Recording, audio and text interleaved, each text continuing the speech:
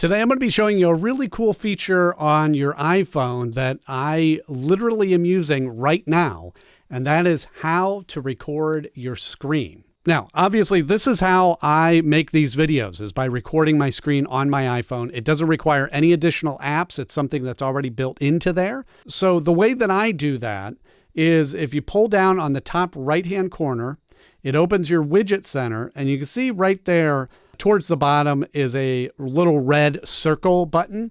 You'll turn that on and off, and that's the way that you would record. Now, if you don't see that there, what you want to do is you want to tap and hold the screen, and you can see you can add different controls there. Click the plus button to add controls. You scroll through there, you can see all the different options that it's available to you here, but we're just going to search for record. You can see it right there. And there I just added another one, but it'll add that there so that you can turn that on and off. And so you tap the button to start recording, it'll give you a countdown and it'll start recording. And if you tap it again, it'll stop the recording. But if you tap and hold it, it'll give you the option to turn your microphone on so it also records your audio.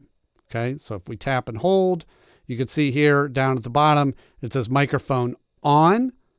And if we tap that, it'll turn the microphone off. Tap it again, it'll turn it on.